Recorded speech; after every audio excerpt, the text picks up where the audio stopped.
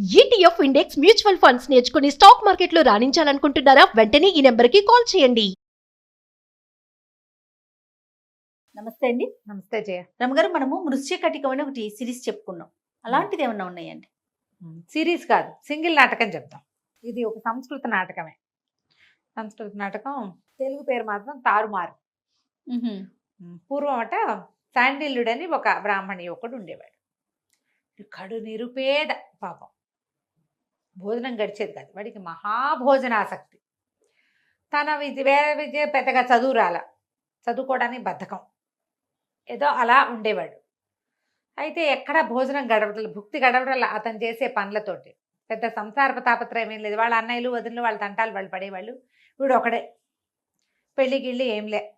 సరే ఏం చేశాడు, మనం కొన్న బౌద్ధ భిక్షు అయిపోతే బౌద్ధ భిక్షుని వారు వీరు పిలిచి భోజనం పెడతారు, భోజనం గడిచిపోతుందని బౌద్ధ భిక్షువు అయ్యాడు. కొంతకాలం బౌద్ధ భిక్షువుగా ఉన్నాడు. అప్పుడు ఎప్పుడో ఓసారి అమావాస్యకి పుణ్యానికి ఎవరైనా భోజనాన్ని పిలిచేవాళ్ళు, మిగిలిన రోజున అడుక్కోవాలి. ఏదొస్తే అది తినాలి. 3 ఏళ్ల మించి వెళ్ళకూడదు, 2వ పూట తినకూడదు. ఇవన్నీ ఎవడు పడతాడు, అసలే ఆకలిస్తుంటే. అందుకని మానేశాడు. బౌద్ధ భిక్షువు తర్వాత ఒక సాధువు దగ్గర చేరాడు. సాధువు దగ్గర శిష్యుడుగా ఉన్నాడు. సరే, సన్యాసం లాంటిది సాధు వేషంలో ఉండేవాడు. సరే, ఎంతసేపు భిక్ష గురించే మాట్లాడేవాడు. ఆ సాధువు చదువుకోరా నాయన అంటే వినేవాడు కాదు. ఒకనాడు ఏమైంది, సాధువు గారు చాలా చాలా సజ్జనుడు. ఆయన ఆ సాధువు జ్ఞాని, మహాయోగి, సింపుల్గా ఉండేవాడు. ఆయన ఈ మన శాండిల్యుడు ఇద్దరు బయలుదేరారు. ఎక్కడికో వెళ్తుంటే భోజనం చూడాలంటే ముందు భోజనం ఆకలిస్తోందండి అంటే, ఈయన ఎంతసేపు భిక్ష గురించి మాట్లాడుతుంటే విసుగు పుట్టింది ఆయన. అట్లా కాదు, నువ్వు మామూలు విషయాలు ఏం మాట్లాడిపోయినా వాడు భిక్ష మీదకే తీసుకొస్తాడు. వాళ్ళు ఎవరింటికో వెళ్ళాం, ఒక ఊరు వెళ్ళాం, అక్కడ పెద్ద ఆరామం ఉంది, అవన్నీ మాట్లాడు, కానీ మళ్ళీ భిక్ష. ఆ వ్యాసంలాగే చివరికి అన్నం మీదకే వెళ్తోంది అనమాట. వెళ్తూ ఉంటే సరే, ఆయన ఏమన్నాడు, అక్కడ ఒక అశోక వృక్షాల తోట ఒకటి ఉంది, అశోక చెట్లు, అశోక వనం అనుకుందాం. ఆ అశోక వనాన్ని దాటి వెళ్తే అక్కడ ఇంకేదో ఊర్లోకి వెళ్తారు వీళ్ళు, అక్కడ భోజనం దొరుకుతుంది. అయితే తన అన్నాడు శాండిల్యుడు, అమ్మ బాబోయ్, అశోక వృక్షాల చిగుళ్ళ వెనకాల చిరుతపుల్లుడు దాక్కుంటాయిటండి, నాకు అసలే చచ్చేభయ్యా, మీరు ముందు వదండి అన్నాడు. అనేసరికి ఆయన అన్నాడు, నువ్వు చదువుకోరా, చదువుకుంటే ఇలాంటి పిచ్చి అపోహలు అవి పోతాయి. అశోక చెట్టు ఆ పైన ఉంటుంది, దాని చిగుళ్ళ వెనకాల ఆకాశంలో చిరుతపులు దాక్కోవటం ఏమిటి, కిందకి గుంపుగా ఉందనుకో, పొదల వెనకాల దాక్కుంటాయి. వృక్షాల వెనకాల చిరుతపుళ్ళు ఎట్ట దాక్కుంటాయి? అదే కదా, పులి ఎట్ట దాక్కుంటుంది పైన, వాటి వెనకాల దాక్కోదు, ఎక్కితే చెట్టు ఎక్కుతుంది. పైగా ఇది మామూలు వనము, అడవి కాదు, వీటిలోకి ఎందుకు వస్తాయి, చదువుకుంటే కదా జ్ఞానం వచ్చేది. సరే, ఇంతలో ఏమైంది, ఇట్లా మాట్లాడుకుంటూ వెళ్తున్నారు. ఈ అశోకవనంలో ఒక ఆవిడ వచ్చి కూర్చుంది. ఆవిడ పేరు వసంతసేన. ఈ వసంతసేన ఆ ఊళ్ళో ఉన్న ఒక గణిక కూతురు. ఈ అమ్మాయి ఒక పరభృతిక అని ఒకటి, తర్వాత మధురిక అని ఇద్దరు స్నేహితురాళ్ళతోటి కలిసి ఈ అశోకవనానికి వచ్చింది. ఈవిడికి రామిలకుడు అని ఒక ఫ్రెండ్ ఉన్నాడు. లోపలికి వచ్చాక ఏం చేసి, పేర్లు బాగున్నాయి, ఈ మధురికని, నువ్వు పోయి అది తీసుకురా, నువ్వు రామిలకుడిని పిలుచుకురా, మేమిద్దరం లోపల ఉంటాము అని చెప్పింది. అశోకవనం లోపలికి నడిచి వెళ్తూ ఒక చెట్టు కింద కూర్చుని ఆహాహా అని చక్కగా పాట పాడుతుంటే ఆ పాట ఇవి ముందు నడుస్తున్నారు కదా సాధువు గారు శాండిల్యుడు, వీళ్ళిద్దరికీ వినపడేది. ఆ పాట ఎంజాయ్ చేయడం మొదలుపెట్టాడు అతను. ఎంత బాగుంది పాట, ఈ పాట పాడే అమ్మాయి ఎంత బాగుంటుందో, ఇవి ఆలోచించుకుంటున్నారు. ఆలోచిస్తుంటే ఏమైంది, ముందుకెళ్ళి గురువుగారు ఈ పాట వినండి, ఎంతో బాగుందంటే, ఏముంది ఆ పాటలో, సంసారం వదిలిపెట్టుకున్నాం, మనకి ఇట్టవన్నీ ఉండకూడదన్నాడు. ఈ లోపల ఈ అమ్మాయి పాట సంగీతం అని సంగీతం వినపడుతున్న వైపుకి దారి తీశాడు శాండిల్యుడు. దారి తీస్తే ఆ పిల్ల ఎంత అందంగా ఉందో. ఇద్దరు కబుర్లు చెప్పుకుంటున్నారు అమ్మాయిలు ఇద్దరు, హీరోయిన్ వాళ్ళు చెలికెత్తాను. వీడికి ఏమర్థమైంది, ఈ పిల్ల వేశ్య గారి కుమార్తెని, ధనం ఉన్న వాళ్ళకి ఈమె దగ్గర యాక్సెస్ ఉంటుందని. అయ్యో, ఇప్పటిదాకా వాడికి ఆకలిస్తుంది, తిండి మీద ఉందా, సౌందర్యవతిని చూసేసరికల్లా అమ్మాయి మీదకి పోయింది మనం. చూడండి, అయ్యో నా దగ్గర డబ్బులు లేవే, ఉంటే ఈ అమ్మాయి దగ్గరికి వెళ్ళగలిగేవాడిని నేను, ఇట్లా రకరకాల ఊహాపోహాలు చేస్తున్నాడు. ఇంతలో ఏమైంది, ఏవో పువ్వులు కనపడ్డాయి.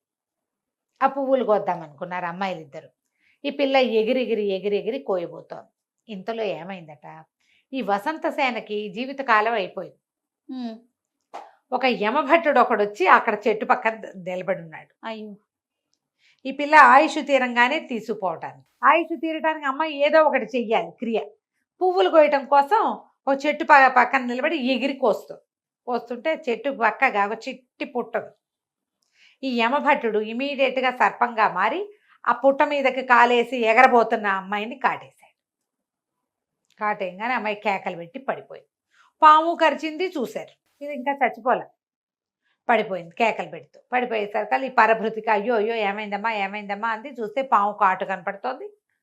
అక్కడి నుంచి ఆ పిల్ల ఏడవటం మొదలుపెట్టి అయ్యో వీడు కంగారు పడిపోయాడు, అయ్యో అయ్యో పాము గరిచిందండి, అమ్మాయి చచ్చిపోయేలాగా ఉందండి అంటే గురువుగారు అన్నాడు, ఏముందిరా కాలం తీరిపోయింది, కర్మలు నశించినాయి అనమాట ఈ జన్మలో, అందుకని పోయిందంటే వీడికి ఒళ్ళు మండిపోయింది.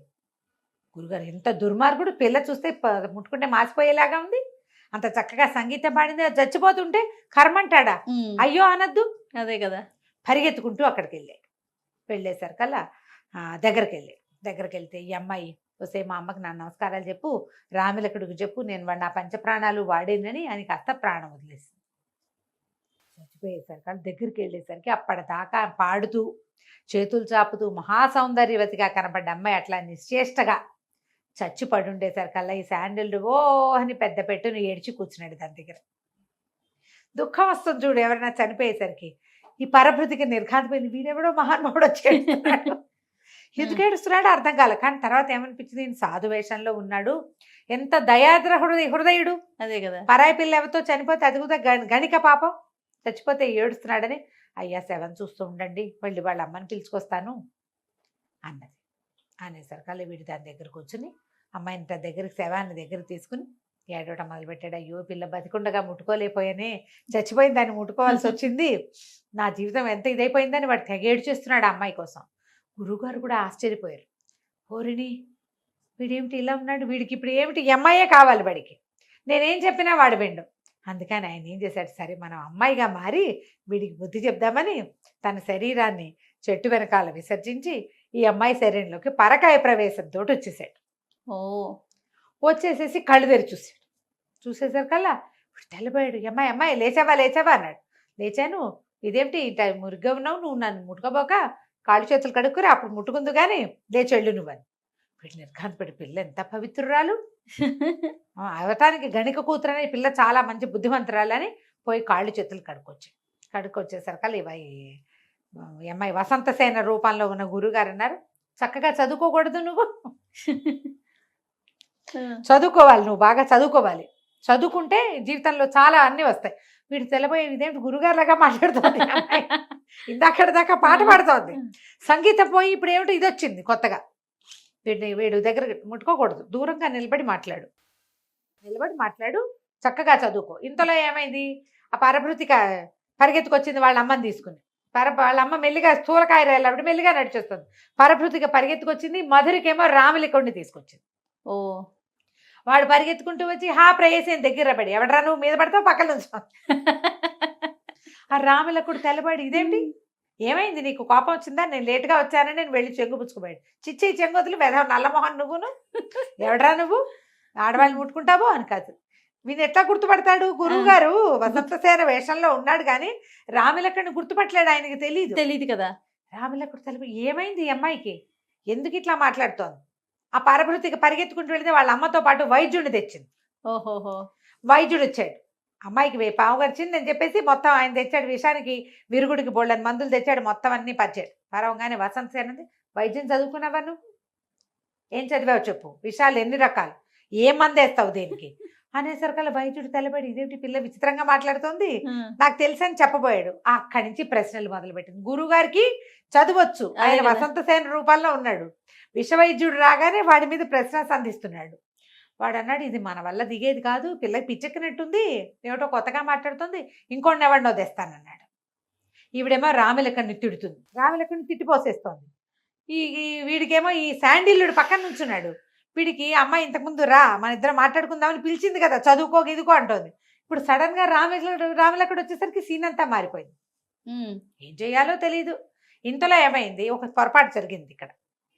యమభట్టుడు వసంతసేనని చంపి ఆ జీవుణ్ణి తీసుకుపోయాడు. పైకి వెళ్ళేసరికల్లా యమధర్మరాజు వాడిని పడతిట్టాడు.